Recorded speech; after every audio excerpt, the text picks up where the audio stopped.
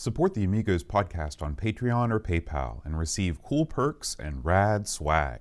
Visit our page at everythingamiga.com/support.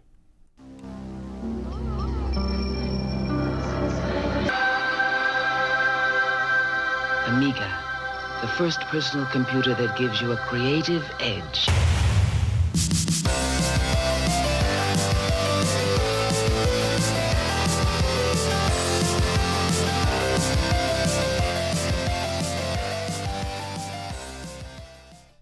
Hi everybody, welcome to Amigos. I'm John. And I'm Aaron. And today, Aaron, we're going to be talking about Leander Rhymes. All right. It's our new country show. I do like her. I knew you liked her. Remember we were talking about that blue song that made her famous the other day? I mean, I don't know any of her music, but otherwise. Other than that, you're all about her. She's a little cutie, as I recall. I think she's about your age now, which is out of the little cutie zone by I'm a little several cutie, decades. What are you talking about? So, Aaron, Leander, when you first heard the name Leander, had you played this one before? No, Okay. I have not played this one, Boat. So I'm going to give you two game names, and I want you to tell me which one sounds cooler. All right. Leander or Galahad? Galahad, much cooler. Yeah. And of course, as we go into the game later on, we will see that the name was actually changed for the Mega Drive release to the better sounding Galahad, and less like a Linder's bagel mixed with a lavender tie.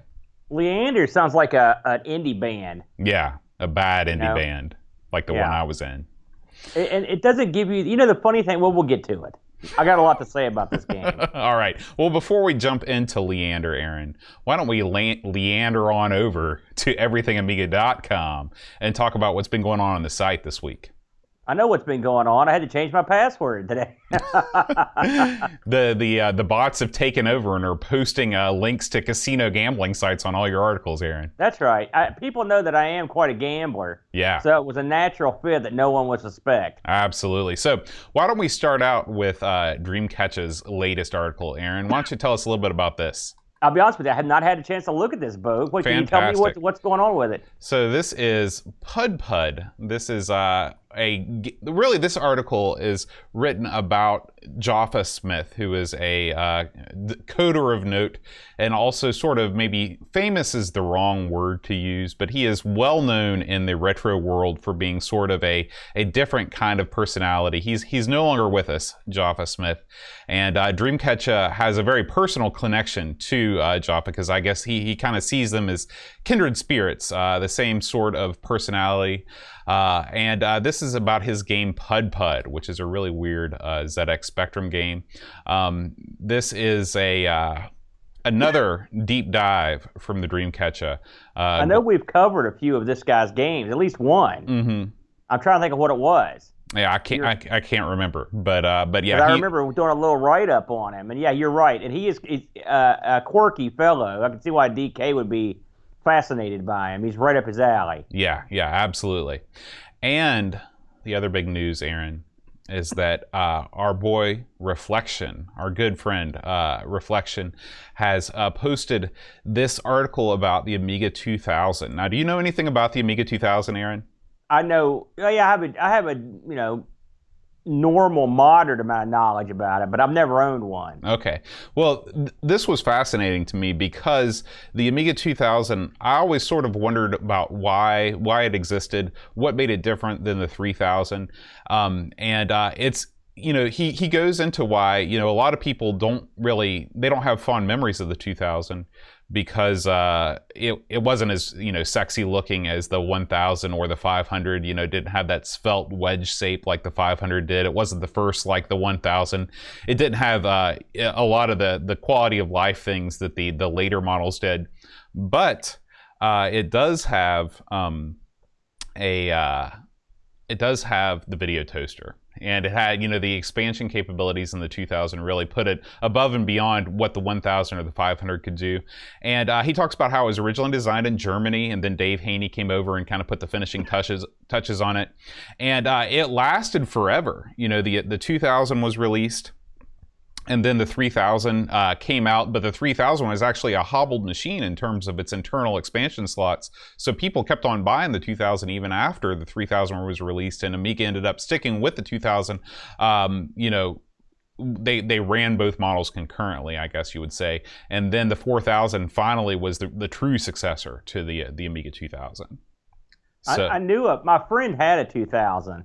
He Mhm. did a lot of audio stuff with it, and I remember seeing it, and he loved this thing. He always used to tell me how great it was. Yeah. And he was also a Mac guy, so those were his computers. He had a Mac, and he had this Amiga 2000. And really, the only times I've gotten to play with him is over at his place. And you know, I mean, effectively, it's like a slightly jacked up Amiga 500 with some slots in it. But the slots make a big deal of difference. You know, it isn't the most pleasant to look at machine, but I mean, if you look at PCs of that era, like it would fit in right there. You know, it's not like it's hideous or anything. Right. And you know, then this is Commodore's continued quest to be more palatable to the business arena and making a machine that looked more like, you know, a traditional business computer made sense. Yes, so absolutely. I think you nailed it there, Boat. Yeah. So anyway, thank you to Reflection. This is a great article. I learned a lot. I didn't even see this, and I'll have to check this out. Yeah. All right, and before we move out of the side updates, you might notice if you're watching the stream or a YouTube recording of it that we have a new icon bouncing around down at the bottom of the screen for our side updates. This is Duncan Styles, animator of the stars, at work again with this brand new side updates kind of logo that we're going to splash up on the screen. So thank you very much, Dunk. Yeah, you're the man. I've heard of him. Yeah. All right, Aaron, let's talk about what's been going on this week in Amiga news. All right. Just 2 stories this week, Aaron. The first one is, and this is one that I saw, and I was like, do we really want to talk about this? But it's been sort of a light news week, so I figured we'd put it on the show. Someone has configured an expansion board to be able to play, it basically turns the Amiga into a dumb terminal. And you can play Spotify through your Amiga with this expansion board. Did you see this one, Aaron? I did see the headline. I did not look into it. Okay. Well, you're so yeah. That's what's been wacky. Yeah. It's I don't know. It's like you can put an expansion board. It's like all of these things that work with the Raspberry Pi. It's like if you basically just open up your computer so it can receive any information fed to it by a Raspberry Pi, is the computer really doing the work? Well, I mean, listen, you're right. It's not practical, but it is amusing. So yeah. if you like amusing things, then this will amuse you. Yeah. And finally, from our buddy Mike over at Cloanto, Amiga Explorer 8 has been released. Oh, okay. Okay, so Amiga Explorer is a utility. It's a free utility. If you have Amiga Forever, it comes with it. And this allows you to browse through Amiga files with your PC. So if you're creating like a compact flash card, or if you're writing ADFs and things like that, that you can pass between your Amiga and your PC. This seems to be a very useful tool. It looks like this thing has been in development since 1997. And this is the 8th version of this. So if you're at all interested in moving files back and forth from your Amiga to your PC, check out Amiga Explorer 8. You can find it at amigaforever.com.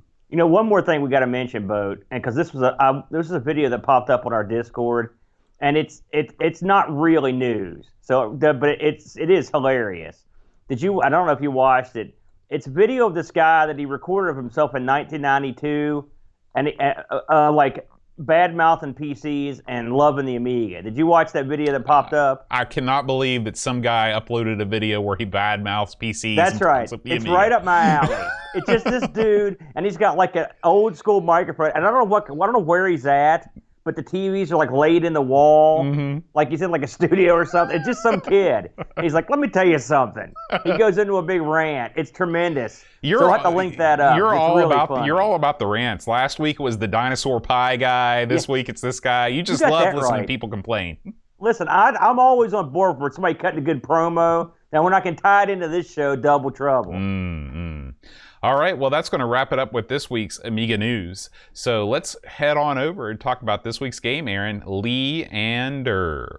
Now, I'm guessing you hadn't played this one before this week either, yeah? No, I'd never played. I had heard about people talk about this game when you bring up the subject of kind of Amiga platformers, but I hadn't played it. This is one I can't believe that I've never played, to be honest with you. And I'll get into why in a little while. So anyway, Leander, released in 91. That year is key. 3 discs. And this is a single-player game developed by some guys called Traveler's Tales. Yes. Now, the only thing that I've got from them on the Amiga was a game called Pugsy. P-U-double-G-S-E. I believe there's a single GSE Pugsy on the consoles in their boat. No. Wasn't there a game called Pugsy? I think you might be thinking about Pugsley's Adventure, which is about the Addams Family guy. I could have sworn it was a P-U-G-S-Y Pugsy. I've not heard of it. Anyway, this game was coded by a fellow named John Burton. This was, as far as I could see on Lemon, this was his only credit. Graphics by a guy named Andrew Ingram. Okay, wait a minute.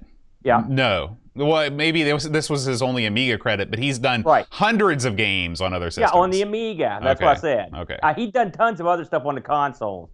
The Ingram worked on Airborne Ranger, Butcher Hill, and Zone Warrior, and the music was done by a fellow named, with John Burton, a fellow named Matthew Simmons, a few other guys. So he had several guys working on the music, and there is a lot of music in this, so that doesn't surprise me.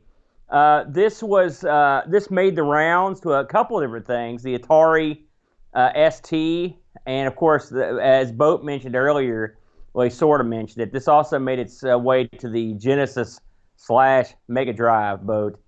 Do you want to go into the Mega Drive version now, or save it as a surprise? No, we'll talk about that at the very end. Okay, so you want to talk about Traveler's Tales a little bit? Traveler's Tales, there's not a ton to tell, to be honest with you. I don't think I actually have anything. They didn't do all that much. They did a ton of stuff. So not on the Amiga. Yeah, but you usually talk about their things that they do on the other platforms. That's all I look up is the Amiga. What did they tell us the story, Bo? Okay, so they've done all of the Lego games, the games that are wildly popular with kids of all ages. My son plays the heck out of those games. The Lego Star Wars, Lego Indiana Jones, they are the force behind those games. So, no kidding. I didn't have any idea. Yeah. This was the first game that John Burton has done, but he went on to much, much bigger and better things later on down the line. Very good. Now, are they still known as Traveler's Tales? They're still known as Traveler's Tales. Well, that's kind of neat. Yep. Next time, at least somebody made it out of here. Yeah. Not too bad. So, that much said, here's their effort, Leander. So, what is this? This is a platform adventure game. If you watch I read the. Yes, Bud, I did it again. I actually printed out the documentation for this thing, as you can see here. And I'm not going to, because the tale that this takes up about 10 pages, but basically the queen is kidnapped, and the guard here is sent, and she's kidnapped by Thanos. This all has sort of that... It's kind of a Greek mythology thing. Leander is he's some sort of a figure. You've got to go vanquish Thanos to rescue the queen.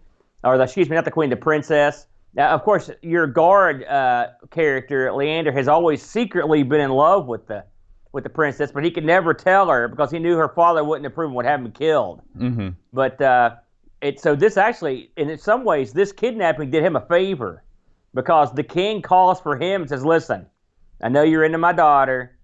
Go save her." Yeah. And he's like, "Okay." So it works out pretty good for him, except for the getting killed part. And so you're off. This game starts off with sort of a opening cinematic of you sort of running at a guy with like a spear, another guy running at you. It's kind of cool. I thought that was kind of neat. It's sort of Japanesey. Yeah, I think that this is, and if you look at the box of this game too, there's Japanese text on the box. I think this was a trend, in the early 90s. Of course, all of the big consoles coming out of Japan. Sony was such a huge deal. I think this has gone into Western development where they're like, we need to copy this somehow, and so let's make our characters look like they're out of anime. Let's throw some Japanese text on the box. Maybe no one will know until they play the game. Let me ask you a question, Bo, because we ran into this a few weeks ago on a game. Did you know this was ever a trend? No. I wonder if there are many games like this that we've just never heard of. Well, I think that there are, because when you read the reviews from the magazines from back in the day, they're like, this is another one of these Japanese-looking games. So I think it was a trend. We just haven't covered that many games that were like that. That's bizarre to me. I never. What a strange thing. But I mean, you're right. Because people wanted to have their computer be sort of like console-y. Yeah. And so this is what you get. And this is console-y. There's no doubt about it. So in Leander, of course, you play Leander, and you're going through these levels to try to rescue the princess when she's far away.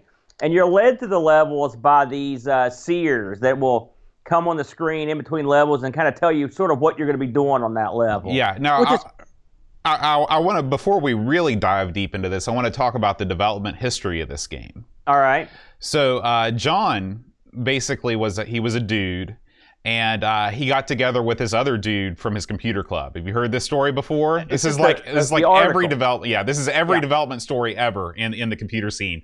I was a coder. I met this guy at my computer club that was an art guy, and they put together this demo of a guy walking around in a big dragon.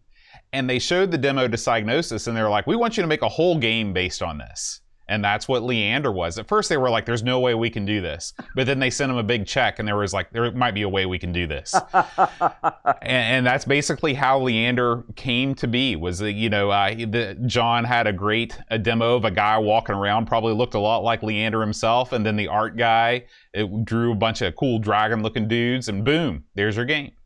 You know, we've covered a lot of Psygnosis game mode over the years, and having not played this one and then playing it, I was astounded because this game is super duper Psygnosis-y in some ways, like art style, and is, but eclipses. It does a lot of things better than most Psygnosis games. How about that? I agree. When I played this game, and this game came out several, and you knew I was going to make this comparison at some point.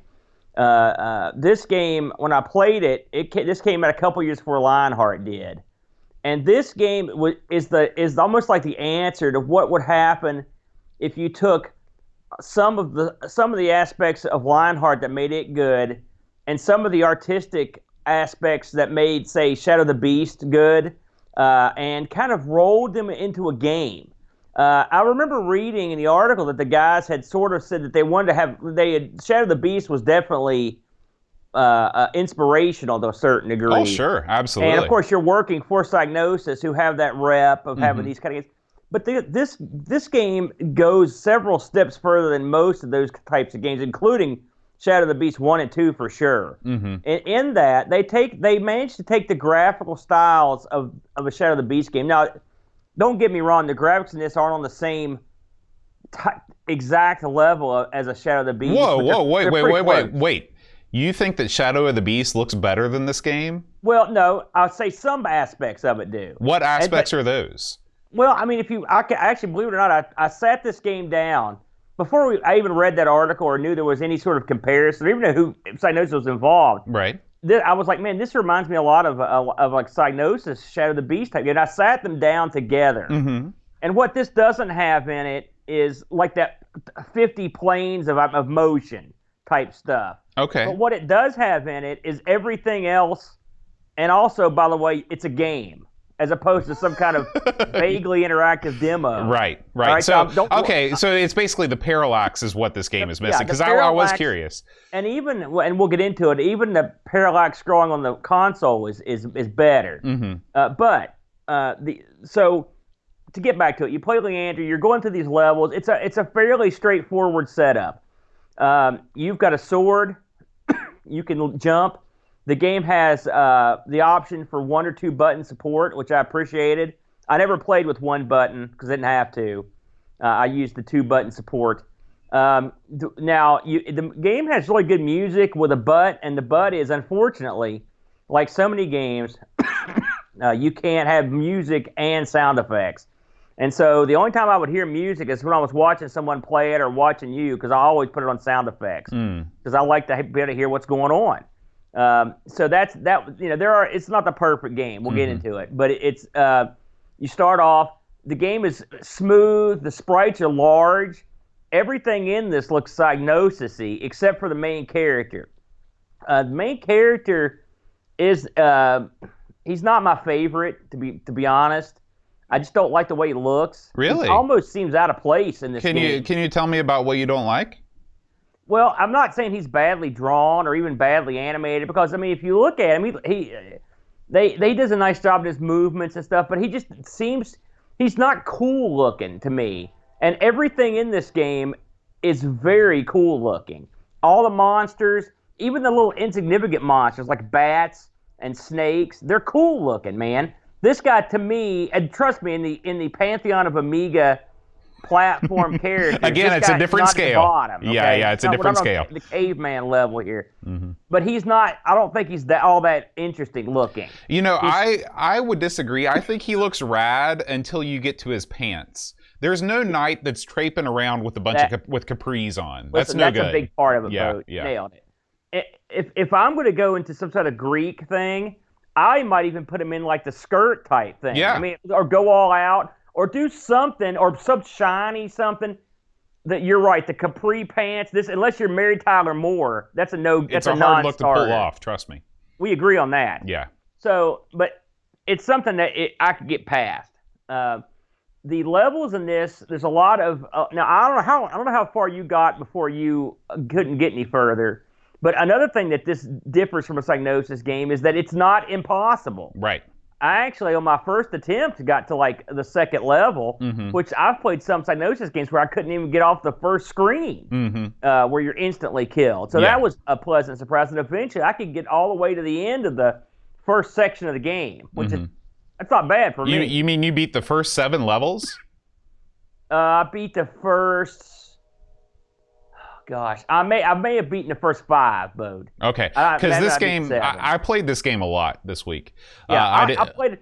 Unfortunately, I've been kind of, you know about this, but I've been fighting a wrist issue or an arm issue. Yeah. And so I didn't get to play. Most of my plays came late in the week on this. Yeah, I played a ton of this, and the first thing that I did was turn on infinite lives because I didn't want that getting in my way. This game, here's another saving grace of this game, is this game has it's basically a password. You type in this password and you can get infinite lives. And if you're somebody that bought this game back in the day, unless you're superhuman, you're never going to see the end. This is a very, very long game. Even with infinite lives turned on, I played this for like 2 hours, and I only got to like midway through the second of the worlds. There are 3 worlds, and they're each 7 levels apiece. And so it was, I was very thankful for that infinite lives, because it's still no walk in the park, even with that turned on. It's funny. This is a little tidbit for people that might be emulating the Amiga. I played this on the 1200 and on the Amiga Forever. And the Amiga Forever, I had the advantage of having a trainer. I didn't have a trainer on my Amiga 1200 version. I didn't know about the cheats until later on. But on the so I was like, well, I can use save states and stuff. I'll emulate it. The store doesn't work right when you play it on Amiga Forever, and so I was like, well, so much for that. It's funny. That's sort of vital. Yeah, why don't you? This is one thing that a bunch of Psygnosis games have in common is the in-game store. Now, the in-game store is hidden away. I guess there's a lot of these stores, but I didn't find my first store until I was like an hour into the game. Yeah, it's well in. I found one. You're not going to find one in the first couple levels. The stores in this remind me a lot of the stores in Cat Ash. Have you ever played Cat Ash? It's an arcade scrolling platform game from a Capcom. But the stores are in places that no human could ever get. So how they stay in business is a mystery. They're wedged into behind super death, and I'm like, how in God's name is this place here? Yeah. And in this game they're just like it, but it's the stores are just what you think. Upgrade weapons, upgrade armor, magic weapon. So let's talk about what you actually do in this game. So in this game, you start out and you're released upon the level, and your job is to hack and slash your way through the level and find a certain key. At the beginning of the level, the princess will tell you, hey, this is what you need to be on the lookout for. And when you find it, you pick it up and you see it in your item, up in the corner of the screen, and then you can open the gate that takes you to the next level. Yeah. These levels are multi-platform, horizontally and vertically scrolling mazes, basically, that have an outdoor and an indoor component. So sometimes you start out outside and you go inside and you can and you explore the caverns, and then you have to return outside to find the gate. This is a very, very, very European level design where it's not linear at all. You're expected to be able to find out where these things are. Now, in the case of Leander, I never really found myself. Now, of course, I didn't make it all the way to the end, and I'm sure things probably get more and more impossible as you get towards the end of the game. But the levels weren't so massive that I found myself getting lost.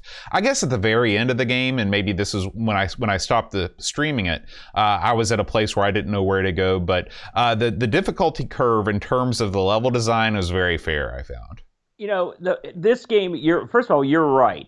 This game has that, they love the exploration factor, and this game has that. You're going to look at the whole level multiple times, because as you play this game, you realize that there's a method to it, and the method is go all the way through, get the component you need, and then go all the way back. And so you're going to see the entire level at least twice. Now, normally I hate this. In fact, this game's an anomaly for me because it's got lots of stuff in it that I normally hate, but it's all part of the gameplay mechanic. So you're going back to the level. Well, what happens? All the stuff you killed respawns, and so everything that was there before is back. And the respawn this is pretty quick. If you mill around for a while, it comes right back. Normally, I hate that boat. I think you hate it too. But in this game, I can tolerate it because you're moving most of the time. If I was going to get lost a lot, I'd be pissed off. All right, that would be a no-no. But normally in this game, much like yourself, I was able to get through it without getting. There was a few times I'd get confused, but generally I could get through it and not get too lost. And so that made only having to fight the stuff a couple times not so bad. No, also, there's not like 1,000 things to fight, like focused on you. Yeah. You can kill a couple things and you're not going to get too mad. One of the things that I like about this game is it has a very good sense of how many monsters you should be fighting at any one time. It doesn't just open the enemy closet and these guys don't rain down upon you, but they're not quite so barren where you're like, well, why are there even enemies in this game? I thought that aspect of the game was very good. I agree. This game was, as I was playing this, and again, we mentioned I thought there was a lot of aesthetics from like a Shadow of the Beast in it. A lot of this game reminded me of what I would play in Lionheart. Now, what they did here, and I'm saying this as a compliment to this game. A lot of this game is sort of a less refined graphically to Lionheart, but this game is probably more playable than Lionheart just because, and now your lead character is not as versatile, but he's much easier to control than Lionheart is. And I will say the variety of enemies and stuff, I mean, I said that's what it reminded me of. There's the level design, the variety of enemies. You've got a lot to see and do here. There's a lot to look at. It's very clever, and it's got little touches that remind you of like a Shadow of the Beast. Just for an example, in the second part of the second level, when you go all the way to one side, there's a wall full of spikes and you can't jump up to the next level. And eventually, a horse and carriage will come along. You can use that to jump off of, and they're real well drawn. Yeah, stuff like that happens. The critters in this are real neat looking, and they also could get quite big, can't they, Boat? Yeah, and there are some character models in this that look very, very similar to Lionheart, like the insectoid type thing that you'd encounter in the cave. That looks very similar to Lionheart. Very sharp, even the placement. And the thing is, I'd like to be like, oh man, this game ripped off Lionheart, but I mean, clearly it came years before Lionheart was made. So I have something tells me that the guys over that made Lionheart may have had a go at this, and at least at bare minimum been slightly influenced. Well, I don't see as much. Lionheart doesn't have the Psygnosis fingerprints on it like this does. With because a lot of the creatures in this have that sort of feeling, that album covery feel that Psygnosis games gave you, the Shadow of the Beast gave you, that real sort of stylized, But in this game, we've played a lot of these games where stylized, cool-looking stuff just sort of flies around the screen, right? Like stupidly, randomly, right? And you're like, "Wow, that looks cool," but boy, that's stupid. Yeah. In this game, it's cool and it's not stupid. It actually makes sense when it happens, and I was pleased. I was refreshed. Yeah, when this happened. I'm glad that you brought up Lionheart because I think it is important to make some comparisons because these games are similar in what you have to do. Yep. I think that obviously the music in Lionheart, not only does it beat what's in this game in terms of atmosphere, but the fact that the soundtrack changes midway through levels. Now, the actual music itself, there really aren't tunes in Lionheart. It's more of like an ambient kind of sound. This actually sounds like a song that's playing in the background. So that's neither better or worse. It's just different. I didn't think the music was as good in this. Well, you didn't listen to it very often. You didn't listen to it very much. Well, I listened. I went through and what I didn't get through, I watched. I thought it was. I'm not bad mouthing it, but what it reminded me of, ironically, was sort of like a watered down version of maybe some of the tunes you would hear sound in Shadow of the Beast. They tried to put some flute, and of course I didn't get to hear every level, but a couple levels I played, there'd be some like flute stuff in there and stuff. It wasn't bad. It wasn't bad at all. And it for this sort of game, I thought the music fit perfectly. Yeah. It was totally fine to me. I thought it was okay. I think that this game your Mr. Leander controls much better than Mr. Lionheart does in terms of the way that he swings his sword. It responds like you'd expect. Also, the level design is so much better in Lionheart. How many times do you spend 10 or 15 minutes climbing to the top of a tree or some sort of organic growth, and then you get knocked off it and you have to start again? The levels in this aren't as long, and listen. This game isn't the levels aren't as long as they are in Lionheart, and they're not as difficult. Yeah. All right. And also what you said is true about the sword.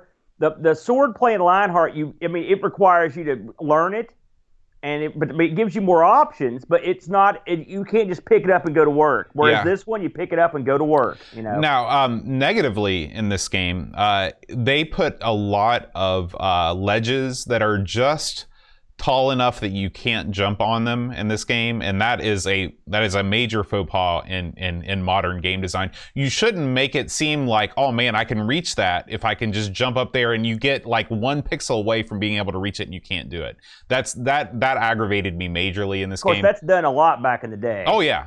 I'm just saying that this game, it's hard to really find a lot of negatives about the way that this game controls and the way that the levels are designed.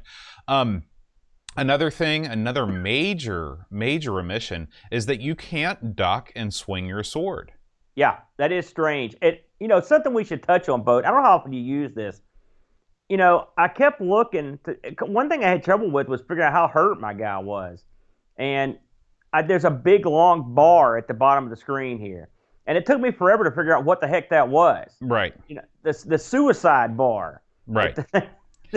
And so one thing you could do in this game, and I used it, and I didn't know what I was doing at the time. Then I read the book. I'm like, you could kill yourself in a violent explosion.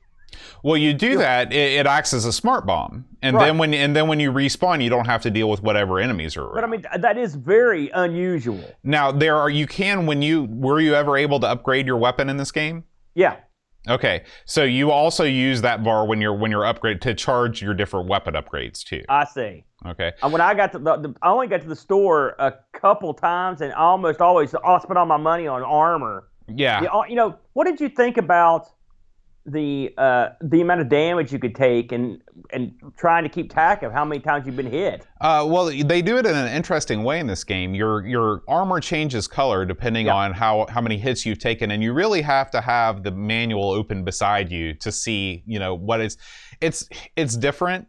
And I think that a lot of times when you're making your very first game, like this guy was doing, he's like, well, nobody's ever done this before. And so I give him props for trying something new. It's not ideal. He probably should have just put some hearts up on the screen. Especially when you're in a place getting damaged so quickly. Right. You don't have time to, and that was one thing I thought. And I caught onto that too with, in fact, ironically, it was at the store where I first figured out, okay, I see different armor. I don't know, I just didn't pay attention to it at the time. But you can take a goodly amount of damage. Oh yeah. Now, what level did you play this on? I just played it on the normal difficulty. You didn't play. I played on training because you get more HP. Yeah, well, on training, of course, and I knew I wasn't getting past the first level because if you play training, you can only play that first world. Oh, okay. But hey, I like the fact that that's in there. Yeah. And that's part of the reason. Listen, Bo, we've played a lot of games like this, and we've sucked so bad at all of them. And it was so refreshing to not suck and to feel like I could actually get better at something. Yeah, I agree. I would definitely put this up there. This is in the upper echelon of platformers on the Amiga for sure. The ducking element is weird, real weird to me, because that's a sort of pivotal, to be a duck and sword. Something else I wish you could do, and again, we're going back into there are plenty, if you watch the end of this game, they build a sequel that I guess never came. And I think to myself, if this game had a sequel, they could have ironed out these little issues. Then you got something. Oh, yeah, absolutely. You got something good here. But if you could do the sequel and you could put a hit point bar, I want a thing where if you jump, you could hold your sword down, like a lunge down. Right. Because how many times did you have to jump onto a platform? There's a dude there that was a real pain in the butt. There were also a lot of blind jumps, and it's a ton of them. Now, the good thing about this game is it's not like there's a pit full of spikes everywhere you go. So most of the time, you're going to be able to do these jumps and be okay. But it doesn't feel good to jump off a cliff, and you can fall for a good while in this. Right. And then, there's no fall damage, but still, it'd be nice to know where you're going. Yeah. Blind jumps are always an issue. There's, this is just, this is when Western game developers had not figured out all the tricks that Japanese game developers had when it comes to doing these platforming type games, like the position of your character on the screen. You don't want your character dead middle of the screen 100% of the time. There are times when you want him on the left or on the right, and these are things that that just came with time. For the first effort out of the gate. It's an amazing achievement. When we look at so many games that people have done and it's their first game, it's just really, really rough. But this is excellent, and it's the creatures. This has lots of end bosses in it, and big monsters. And my particular favorite is the giant otter, which makes a couple appearances. Which he doesn't look. Doesn't look like any otter I've seen. I can tell you that. I don't remember seeing that either. I didn't recognize it as an otter, or I didn't see it. It looks like a big frightening creature. Okay, but. There's tons of like the first time I came upon this dragon. In fact, that's the very first time I exploded because I thought to myself, "There's no way I'm killing that thing." Well, really, you can. You just sort of stay out of range, and a lot of times you can just kind of whack them with your sword because the sword swings real fast, But it is cool to see these things walk around, and there are some big creatures that are just regular creatures. They did a good job. Even stuff like snakes that are hanging off platforms and stuff, they look really cool. Yeah. There's giant cobras and all kinds of awesome creatures. I mean, a ton of creatures in this. And so that shows me that the guys that made it were like really into it. They're really trying to put a lot of cool stuff in it, and that's important. You can tell the architecture stuff. I don't know how far you went after you played, but if you look through the end of it or anything. Oh yeah, I watched the ending. Yeah, but I mean, the different worlds, yes, a lot of the worlds are similar, but they're not like, it's not cookie cutter by any stretch. You get into worlds that are have a more mechanical nature. There's like your fiery type areas. The sky, the night cycle kicks in. Like some places are kind of like that purpley twilight look to them in the background. I think they did a pretty good job differentiating parts of it. The creatures in it, they look cool at first, but they're not that tough to kill, the big ones.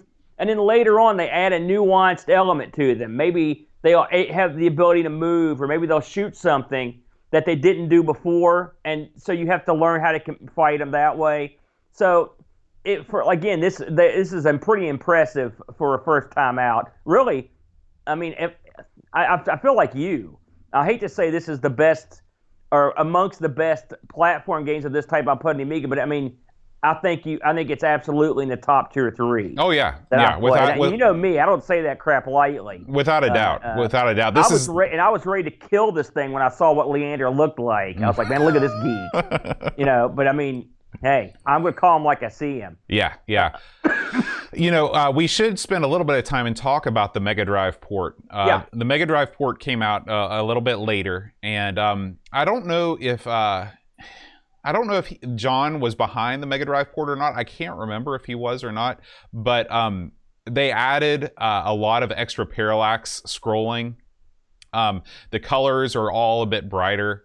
Most importantly, you can have music and sound effects at the same time. If you have the ability to play either this on the Amiga or the Mega Drive, I would suggest that you play the Mega Drive version if you can only play one. Of course, you want to play them both, and if you're an Amiga fan, then you want to play the Amiga version. But the Mega Drive is the definitive Leander experience, even though it's not called Leander, it's called Galahad. I will say this: I looked at some gameplay from the Genesis / Mega Drive version. And yes, they've changed the name, but I mean, and they did tinker with some of the background graphics, but I mean, it is almost identical. Oh yeah, it's just a straight up port. In fact, it's so identical that even the cutscene at the beginning's the same. Mm-hmm. It's almost exactly the same. Yeah. Leander pretty much looks about the same. Mm-hmm. So I mean, you're right. Yeah, having music and sound effects, that right there is enough for me. Mm-hmm. And you're right. The graphics, the background graphics, are enhanced. It's like if you took those extra planes from Shadow of the Beast and just digitally inserted them into to Leander, then it's a pretty close approximation of what the Mega Drive version looks like. Now here's this though. Did you play the Genesis version? No, I just watched a video. I didn't play it either, and my guess would be because I mean it looked so similar. I actually put them side by side on my screen, kind of watched them. Chances are it probably plays about the same. Oh yeah, I'm sure. I'm sure it does. You're not hung up on the backgrounds, and it's not like the backgrounds on this are garbage. Mm-hmm. But yeah, I would agree with both. And I also read that they fixed a few bugs and some tweaked some stuff along the way. One thing I read, and I didn't see all these, but I read that this game also had a lot of cameos in it from other Psygnosis games. It's like Don Knotts in there, or like. No, I heard that. Well, I heard that the robot thing from Killing Game Show was in here somewhere. Really? Which I didn't see it, but I did flip through and see the level where the lemmings come out. Did you see that? I did see that. That is only in the Mega Drive version, right? It's no. not. It's in the Amiga version. Oh, yeah. Okay. I must have missed. I did read about that, but I thought it was just in the Mega Drive version. Okay. Yeah, and there's a hidden area where you just go in and you hear the lemmings come out, and then you see the little window, and they come out, and you hit this rock and open a little tunnel for them, and they just go out the door, and then you just leave. I don't know. It's just a wacky little hidden thing. It's weird. I mean, I like stuff like that. And I know that like some people might think, well, you're ruining the atmosphere of the game. But I mean, the game's sort of wacky as it is. It's not like it's this ultra serious affair. So well, I mean, listen, these guys are working for Psygnosis. Psygnosis has some great properties. What the hell, Yeah. I like I said, who cares? It's a little homage or whatever. Mm-hmm. But yeah, I like this game. I like the we mentioned that the levels aren't you go through them twice at least, but they're not mega long. They're unlike a lot of Amiga games we play. The level design, someone put some thought into them, and so they're not cheap. I never felt like they were cheap. Did you? No. I mean, I didn't play through the whole game. sometimes in these games, when you get towards the end, things just get insane. So I don't want to say that this is just a perfect, level. But as far as like the first half to 3/4 of the game, yeah, very, very good. When I used the level codes, I did play some of the later levels, not very long. But I mean, I felt like I had a decent chance. On them. I guess if I could summarize on this one, if you want all the beauty and stuff of a Shadow of the Beast or an Agony with some of the cool gameplay elements that you would expect from like a fantasy scrolling action game, like this is amongst the tops. I agree. This might be. I mean, can you think of another platformer game from Psygnosis that's as good as this? No. Yeah, me neither. It's very, very good. It misses a few marks. It's not an A+. No. But it could have been if they would have done a lot. Someone just mentioned Barbarian 2 in the chat. I've played Barbarian 2. I like this better. If they'd gotten a few of the issues with the music laid out and a few other things, then you got something. I want to mention just a couple wacky things I found. So get this. When you bought this disc, there was a hole punched into the disc, and if the hole isn't there, the game won't load. Wow, right? really? Yeah. So now you could take that check out of the game, like the pirates could do it, and the game will load fine. But there's one catch. Because this thing has some kind of thing they got an algorithm or something that checks for this defective spot, and if it's not there, the player can't get past level 4 because one of the platforms he needs has the collision detection removed, and so you just go through it. I love it. I love it. Yeah. Put those filthy pirates in their place. And also, your damage is halved at that point too, which we're screwing around, man. See, I like that. I would rather see creative, solutions rather than sternly worded. Like, remember that public domain guy that's like, "Listen, man, I'm going to come find you if your name is known." No, those are funny. I will say, now that you tell me these guys went on to do the Lego stuff, clearly these guys were talented. Yeah. There's no doubt about that. I did look up some reviews on this. They're pretty good. Lemon gave it an 8.05. Amiga Action gave it a 91. Amiga Computing gave it an 86. Amiga Format 78. Oh, that's a shocker. Amiga Power 83. CU Amiga 85. The One gave it a 93. I think these are too low for once. Yeah. I think this is a solid A title. Yeah. I would give this a solid 93 or 94. Yeah. Personally. Yeah. I looked this up on the eBay.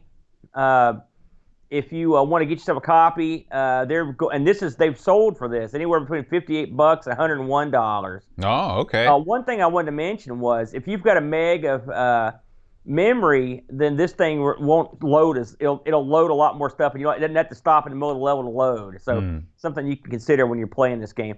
I didn't get to look at the ST version of this. Did you, Bo, perchance? No, I didn't realize there was an ST version. Yeah, I kind of like to see what that looked like, but I'd wager it looks pretty similar.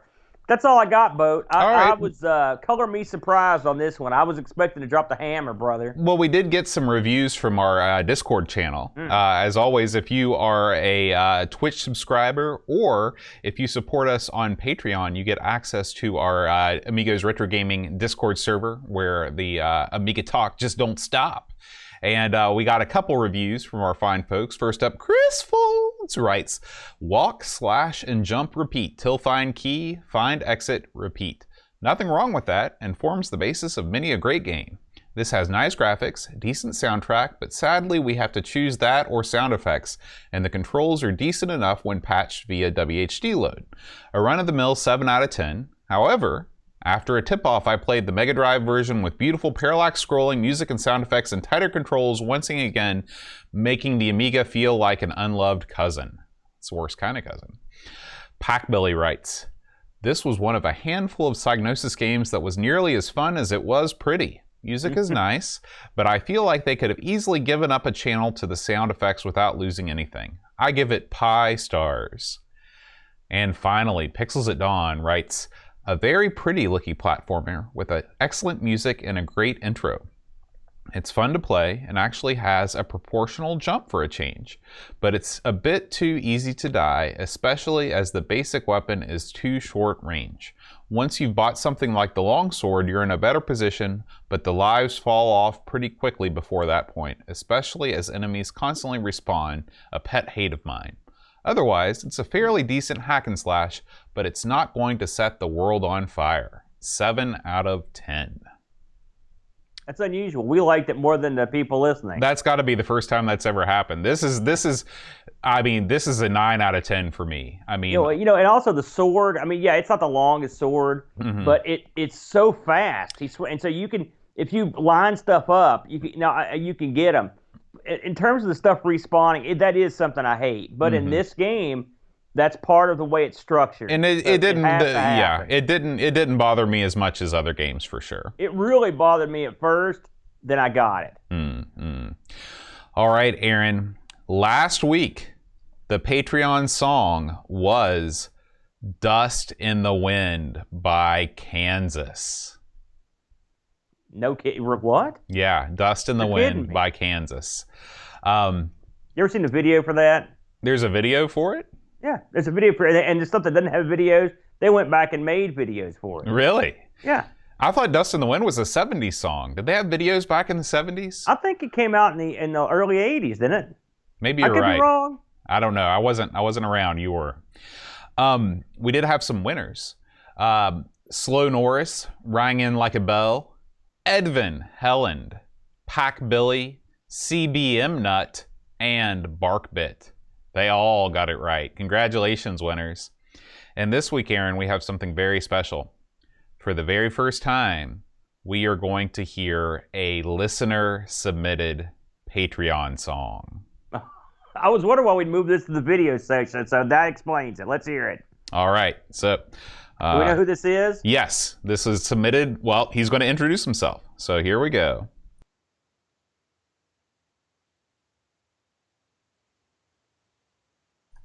I've done something wrong. We're going to do this one more time.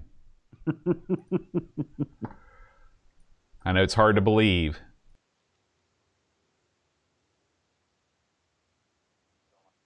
Are you sure you didn't mime it? All right. Give me 1 second here. Give me 1 second. All right. Now we're ready. All right. I'm so excited. Hello, Pixels at Dawn here, Go. and this is this week's Patreon song. You won't be able to hear it. Soul and Liza, Tech Mage Zebedee's magic roundabout jargon, Mr. Kohler, Daniel Williams, Bernard Lucas, Jerry Dennington, Zorglobe, Commodore, Kid, Bjorkvin, Goodnesson, Reflection, Simon, Letch, Captain Crispy, Kilobytes and Caffeine, Mike W. Deckard, Threepwood, Gary, Heather, Free Lunch, K. Fox, David Pickford, Cameron Armstrong, Andy Jones, a Lobsterminator, 10-minute Amiga Retrocast, Bernard Quinn, Retro Man Cave, Tim Drew, Simon Rose, Joseph Harrison, Carletta, Rob O'Hara, Howard Nibbs, Matthew, Larry Moore, and Andy Craig, Sean Zoe, Colin 419, Barkbit, Roland Buck, Andrew Monks, Joe the Zombie, Leif Kalon, and Len Kebab, Chakotay Level, Lord John Marshall, Matthew Perron, Ricky DeRocha, Creepy Dead Boy, Sticky CTZ, the Slow Norris, Stefan Sogard, Mortensen, Edvin Helen, Blendo 75, Christopher Hassel, Ravi Abbott, Chris Foles, Dreamcatcher, Lauren Giroux, JMW Vebke, Adam Battersby, O'Brien's Retro and Vintage, Gary Huckasey, Brian Jones, and Paul Harrington, Duncan Styles, Tapes from the Crypt, Josh Nan, Adam Bradley, Jonas Rulo, THT, Eric Nelson, Kim, Tommy Humboldt, Star, Daniel Bengston, Brutal Barracuda, Darren Coles, Jason Warnes, Pixels at Dawn, and Kjobjorn Barman. Wow. That was amazing. Aaron, I can't believe you because of the way that the studio is set up, you weren't able to hear that. I got screwed big time. Everyone else was losing it. I just sat here like a bum. It was so epic. So if you know the answer to this week's Patreon Song Challenge, send me an email at john@amigospodcast.com, and I will announce you as a winner next week. We want to thank again Pixels at Dawn for submitting that awesome Patreon song. And if you would like to record your own rendition of the Patreon song, please email it to me at, you guessed it, john@amigospodcast.com. And I will play it on next week's show. All right, Aaron, next week, you know, the world is going to heck right now. Hold on a second.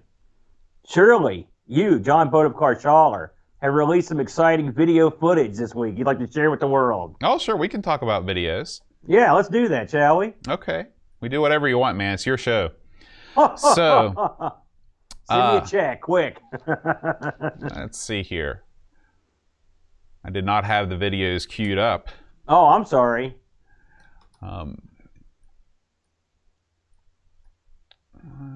Let's see. I always have to switch the account to. It's a good thing that this is the part of the podcast that nobody listens to ever, so This we is the can part get away that with everyone this. listens Yeah, to. everyone right skips around the singing time. skips right to 1 hour and 15 minutes in. All right, and Amigos Retro Gaming is the name of our channel. It is funny because on the weeks I don't mention this and you just skip right past it, you go, "Why didn't you mention it?" And the week I mentioned it, I can tell on your face, you're like, "Why didn't you skip this?" All right, you put out some good stuff this week. You need to be acknowledged, Bo. I should be acknowledged. So let's start out with let's start out with ARG Presents here. And what did you guys talk about this week? Holy smokes, Bo! Are you kidding me? We went and talked Atmos this week. Actually, I'm glad you brought this up because we had a couple big winners this week. We played games on the Auric Atmos, which is our second go around on the Auric computers, and this time around we played Damsel in Distress and Lone Raider. And both these games were, well, especially Damsel in Distress is mega, mega, mega hard. And I put out the challenge on both games. I wanted someone to get through all the levels of Lone Raider, and I wanted someone to just get past the first level of Damsel in Distress. And I'll be darned if two of our Discord buddies didn't get the job done. I think both Paul Kitching and Buck Owens, right? That's right. Paul got past got through to the last level of Lone Raider, and Buck, who was a stud player on some of these older machines, got past the first level of Damsel in Distress, which shows you how hard that game is. It was difficult, so kudos to you guys. But we had a lot of fun. This week we're going to be looking at zombie or undead-related games, so this should be a lot of fun. Cool. Let's see. I did a probably my longest Amigos plays ever on Leander, so you can watch me fumble and stumble around trying out a new streaming format in which I also have a train cam that plays, so you can watch an exciting journey from like Tokyo to Hokkaido or someplace like that, so you can. That was stunning to me when I turned that on. I was like, what the heck? And so you can watch me play Leander. I also keep releasing some just kind of a backlog of some Let's Play videos. We did Renegade by Taito. Then also we released a new episode of 1200 XL, our Atari 8-bit podcast, Aaron, where we talked about one-on-one Dr. J versus Larry Bird. Yeah, that was fun. I had a good time playing that again. Yeah. And finally, it was International Tolkien Day yesterday, Aaron. It was just amazing coincidence. I saw it pop up and I was like, well, I've got to play The Hobbit on ZX Spectrum. Because if there was anything that Tolkien wanted done with his series of novels, he's like, boy, I can't wait until someone turns my work of art into a text-based parser graphical adventure game for the ZX Spectrum. And luckily, Tolkien's dream came true. It was released in both 48K and 128K varieties. This is a heck of a game, and I know we're going to be talking about it here in a few minutes on our Sinclair, but you can watch me play it with the help of the chat. I was very lucky we had a couple people that really knew the game well, including a Hobbit speedrunner. If you can believe this is a game that it is able to be speedrun, I cannot imagine that's possible. This game and speed do not coincide. Yeah. So anyway, that's what's been going on the YouTube channel this week. Amigos Retro Gaming. Did I leave out anything else, Aaron? We did that team up play, but I believe that was Twitch release, wasn't it? Yeah, I did not put that up on the YouTube channel, though I may do that someday in the future. Absolutely. All right. I think that's going to be it, Aaron. I want to thank everybody for tuning in and watching us live here on Twitch. We record this show live every Friday around 5:30. We got Retro Gaming Denmark is here, Traegard82, Harry Longbone, Zebedee's Magic Roundabout. You guys have the best names. Barkbit, Pack Billy, Pixels at Dawn doing a great job modding, L. Curtis B, Paul Kitching, Picard 2010, Christian Rousel, Bike Me, Gary Hucker, Duncan Styles. Thank you guys so much for showing up and hanging out in the chat with us. It really makes doing the live show so much better, knowing you guys are there taking part in the chat. Enduring. That's right. And we want to thank all of our Twitch, speaking of Twitch, we want to thank all of our Twitch subscribers. You can subscribe to the show, twitch.tv/Amigos Retro Gaming. If you are an Amazon Prime subscriber, you could sub to the show for free. It helps us out, and you get all the same benefits that you do if you support us on Patreon. You can join the ranks of Silver Streak 72, Wing Chun Wolf, Go Sub, Frodo NL, Honored Shadow, Retro Jerry, Darkwing 602, Buck Owens, Christian Rousel, Mohawk Mall, Chris Fold, Still Adolescing, Mitsuyama, Rushi, MSX, Kilobytes and Caffeine, and Macintosh Librarian. Thank you guys so much for supporting us on Twitch. We also want to thank the Amigos Game Selection Committee for choosing the game that we played this week, and a special thank you to Pixels at Dawn for suggesting Leander. Next week, Aaron, we are going to be playing Nuclear War. Oh, boy. Yeah, so, you think we've got it bad with coronavirus right now. At least it's not nuclear annihilation right around the corner. Let me guess, is Nuclear War a deep, thoughtful simulation boat? It probably has several manuals. There are some chits that you have to pop out of a cardboard box, and you have to place those strategically on the keyboard as you play. So we'll do our best, but it's one of these games I'm sure it's going to be right up our alley. So we want to thank Jason Warrens for suggesting Nuclear War, and we will give it our best shot for next week. All right, Aaron, we'll see you guys next week. Until then, adios.